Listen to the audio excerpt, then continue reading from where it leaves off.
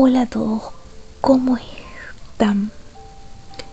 Espero que bien, si no estás tan bien, te apuesto a que después de ver, de escuchar este podcast vas a estar un poquito mejor, te apuesto, y me lo vas a dejar en los comentarios después.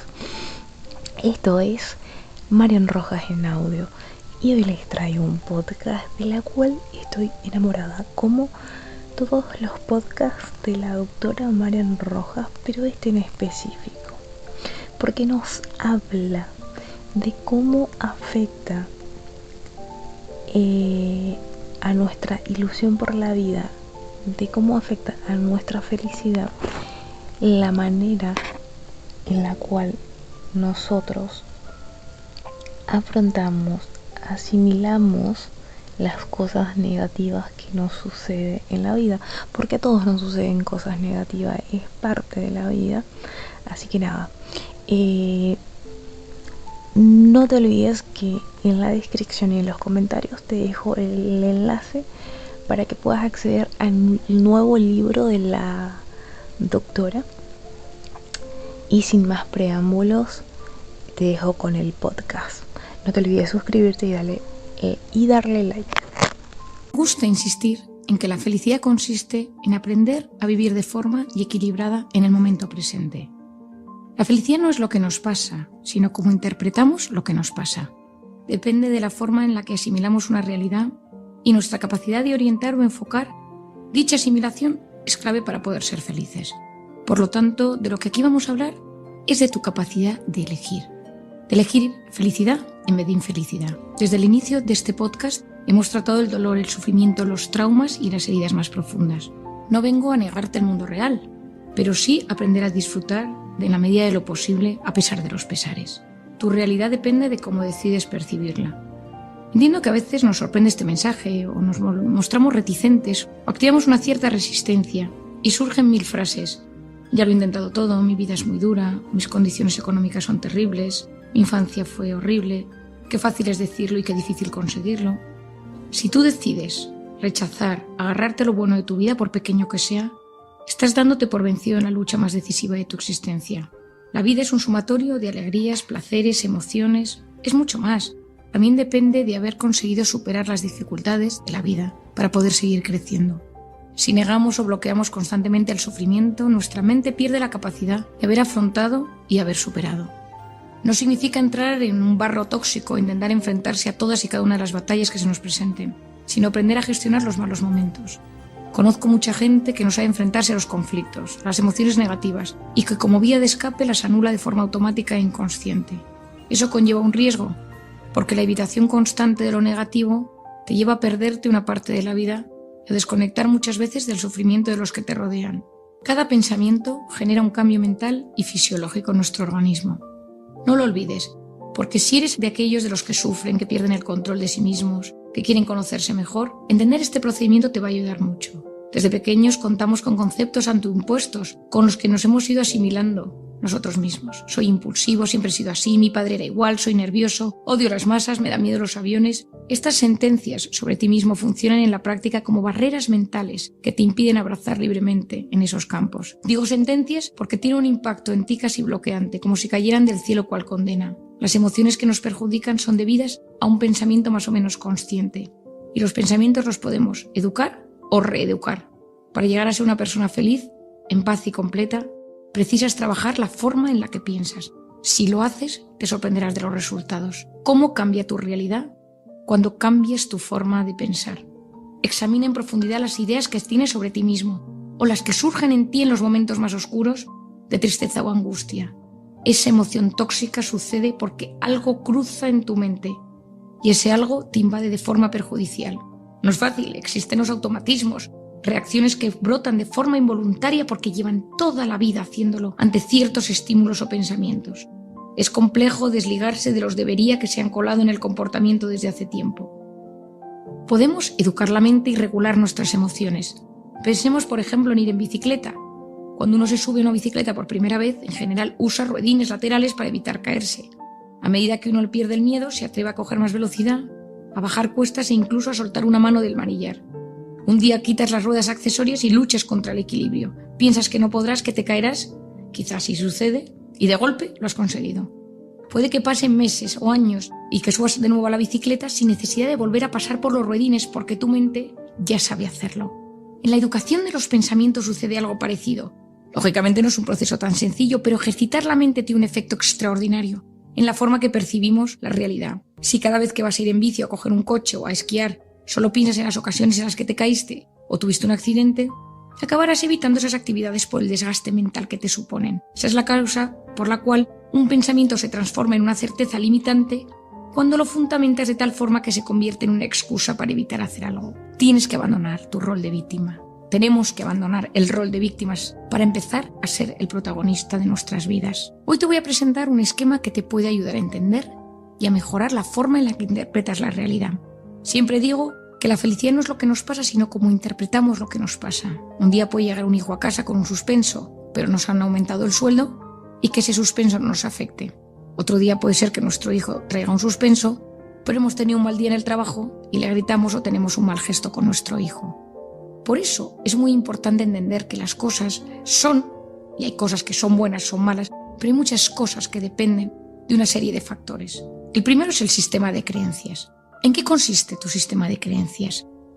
Está basado en ideas prefijadas sobre la forma de ver la vida y el mundo que te rodea y lo que crees de ti mismo, bien porque has llegado tú solo a esa conclusión o porque desde niño o porque de adulto no han parado de repetírtelo. Soy así, siempre he tenido mal despertar, me cuesta la gente, no me gusta viajar, no me gusta conocer países nuevos, me dan miedo los deportes. Esas creencias son opiniones que tenemos sobre los diferentes aspectos de la vida. Están íntimamente ligadas a la manera que tenemos de interpretar el mundo y pueden ser conscientes, es decir, me doy cuenta, o inconscientes porque llevan toda la vida ahí. Ese sistema de creencias nos hace ser muchas veces menos tolerante con las cosas. Hasta el más tolerante tiene un sistema de creencias. Cosas se activan en nuestro interior cuando hablan de temas religiosos, políticos, sociales, económicos. Alguien viene y nos cuenta que ha ganado dinero y que se ha comprado una casa en la playa, y eso no nos deja indiferentes y dependerá de nuestro sistema de creencias, cómo nosotros reaccionemos ante ese comentario.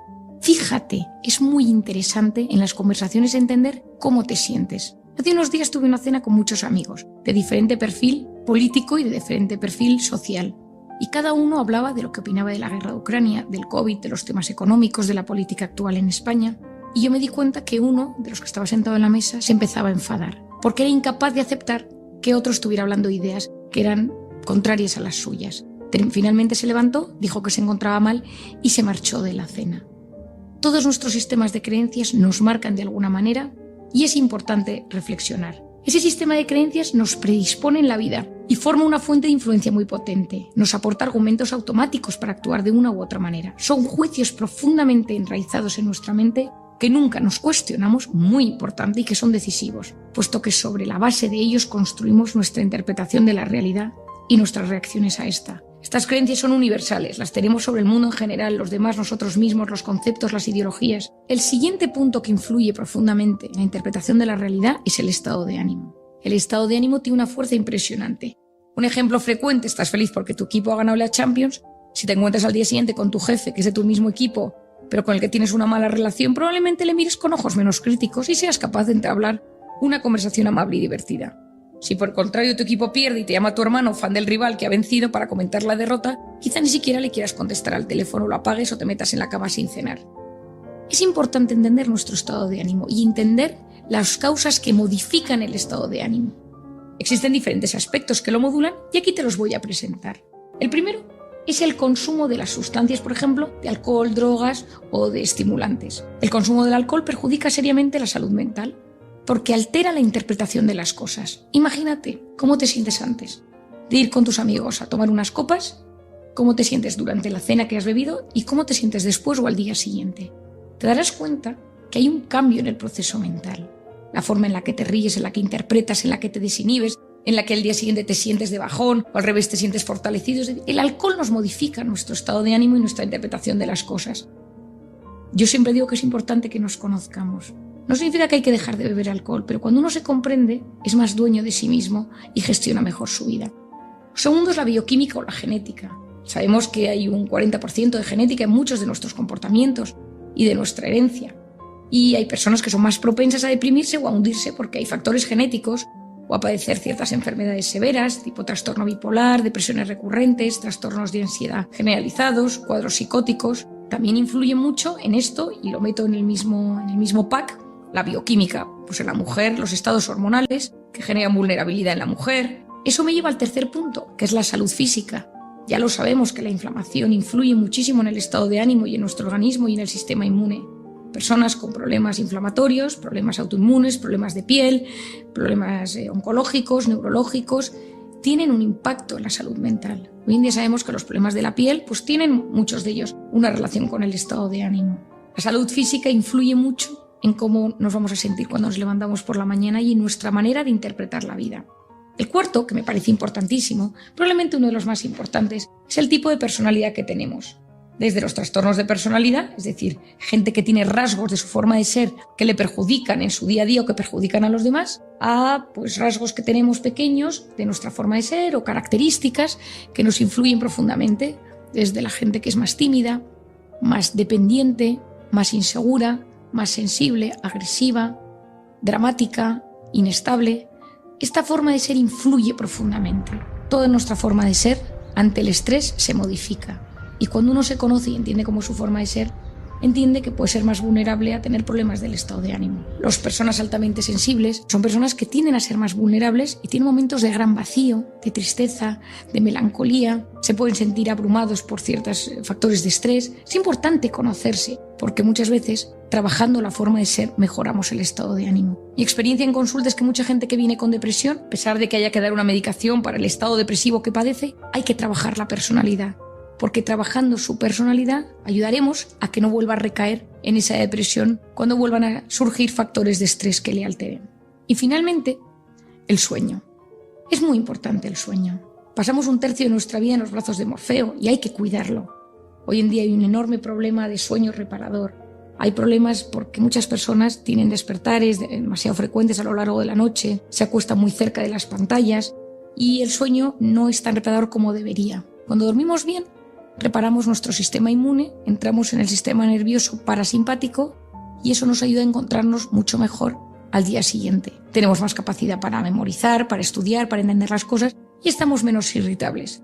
La noche da como un contexto a las cosas que nos han sucedido en el día a día y en el sueño REM, que es donde se mueven los ojos rápidamente, se procesa mucha la información que ha sucedido.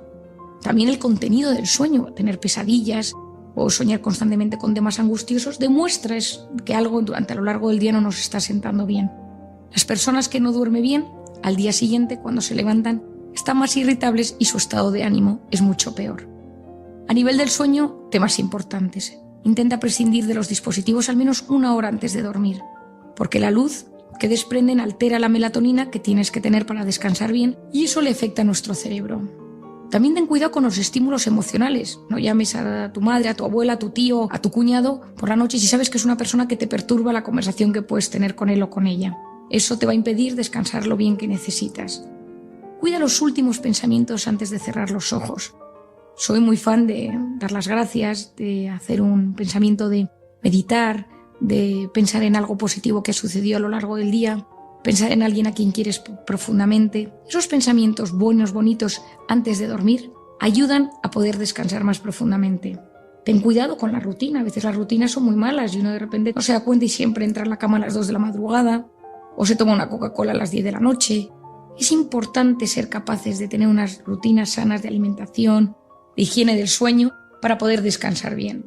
La última cosa importante que yo creo que tenemos que aprender hoy sobre nuestro estado de ánimo depende de la actitud. La actitud previa a cualquier situación determina cómo o influye, muy importante, en cómo respondemos a ella. ¿Qué es la actitud? La actitud es la voz interior. La manera en la que me enfrento a una entrevista de trabajo, una cita amorosa, un examen, a la presentación de resultados de mi empresa. Todo eso influye de forma crucial en el resultado de las mismas. Hay gente que prefiere ir siempre pensando en lo peor para no ilusionarse en vano. Es cierto que de esta manera uno se sorprende en positivo al disfrutar de algo inesperado, pero sabemos que el cerebro se activa de forma impresionante al poner una actitud positiva como centro del comportamiento. No siempre es fácil y a veces es casi imposible porque la vida está siendo muy dura, pero ese pequeño esfuerzo por intentar disfrutar de esas pequeñas cosas buenas que nos van sucediendo en el día a día ayuda a mantener nuestro sistema inmune un poquito más a raya, ese cortisol un poquito más equilibrado. Si nos dejamos llevar por las circunstancias nefastas en las que vivimos, un poco condenados a pasarlo mal porque mis circunstancias personales, afectivas, profesionales son terribles, no existe ninguna posibilidad de que tu cerebro perciba de forma maravillosa lo bueno que te puede suceder. Hoy conocemos, científicamente demostrado, que cuando nuestro cerebro se activa y decide encontrar lo bueno que le sucede en el día a día, filtra de todo lo que le sucede y se queda con lo bueno.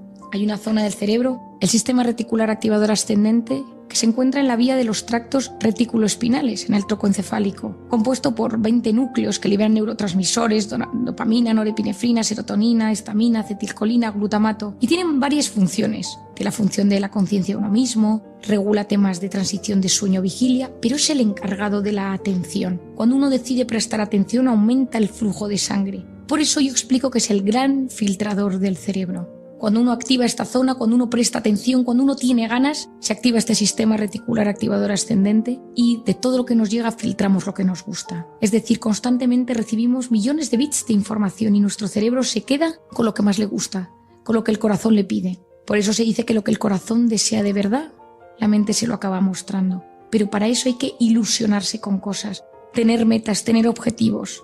Al 90% de la gente que no le pasan cosas buenas es porque no sabe lo que quiere que le pase y por lo tanto su cerebro no se lo muestra. Ya lo decía Santiago Ramón y Cajal, Premio Nobel de Medicina. Todo ser humano, si se lo propone, puede ser escultor de su propio cerebro. Uno atrae lo que le va sucediendo en la vida. Por lo tanto hay que soñar a lo grande y actuar en lo pequeño. Piensa, sueña a lo grande y actúa en las pequeñas cosas del día a día. Y para eso no tengas miedo a aprender a volver a mirar la realidad. Como dice mi padre, saber mirar es saber amar. Observa y disfruta con la realidad que te rodea y verás cómo se convierte en algo atractivo de una u otra manera. Mirar con atención devuelve el interés y la fascinación ante la vida. Debemos aprender a mirar la realidad con ojos nuevos, con ternura, sin tanta dureza. ¿Qué hace falta para eso? Detenimiento y asombro. Te lo recomiendo, vuelve a mirar tu trabajo, tus posibilidades, tu familia, tus hijos, tu pareja, pero con asombro. Quizá te atrape algún detalle al que sin querer te habías habituado o puede que redescubras cosas positivas que habías pasado por alto. Esto es especialmente importante en las relaciones. Ve a tu pareja como si fuera la primera vez, fíjate en su fisonomía, en su lenguaje corporal, profundiza en su mirada, que no te venza la rutina. Si miras la realidad con indiferencia o hastío o hartazgo, dando todo por sentado, sin detenerte en los matices, lo más probable es que te atasques siempre en lo mismo, que te quedes constantemente con lo negativo, con lo difícil o con lo que no tiene solución. El optimista te mira a los ojos, habla de corazón a corazón, el pesimista mira al suelo, encoge los hombros y se olvida de comunicar con el corazón. Fija tu atención, busca concentrarte.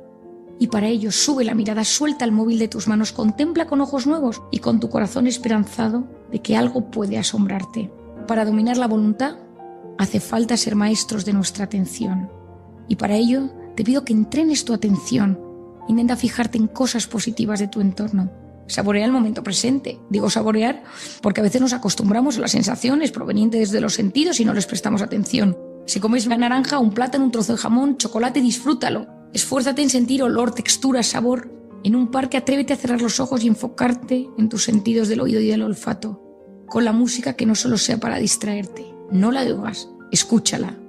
Decide, toma las riendas de tu vida. Observa algo valioso, objetivamente bueno de tu entorno durante un minuto y repite cosas positivas sobre ello. Es un ejercicio que yo hago con mis hijos muchas veces. Hablar de alguien o de algo que ha sucedido y contar todo lo bueno que ha sucedido. Y no te olvides que la medicación ayuda, pero nunca es la única solución a tus problemas. Te empuja mejor. Yo necesito saber qué te pareció este podcast. Está prohibido abandonar el video sin haber dejado tu comentario, tu opinión de qué fue lo que aprendiste. Si es que aprendiste algo, si es que te hizo volar la cabeza, si es que te hizo clic en algún momento, si es que cambió algo en tu forma de pensar, en tu forma de ver las cosas mientras escuchabas este podcast, déjamelo en los comentarios, por favor. Quiero leer, porque me parece tan importante y necesito leerles. Por favor, cada uno, no tengan vergüenza, no tengan pereza para dejar su opinión y lo que aprendiste y en qué vas a ponerlo en práctica. Eso es todo por hoy. Espero que te haya gustado. Nuevamente suscribirte si todavía no lo has hecho. No olvidarte del enlace del libro que está en la descripción si quieres adquirirlo. Obviamente dejarme tus comentarios y nos vemos en un próximo video. Hasta luego.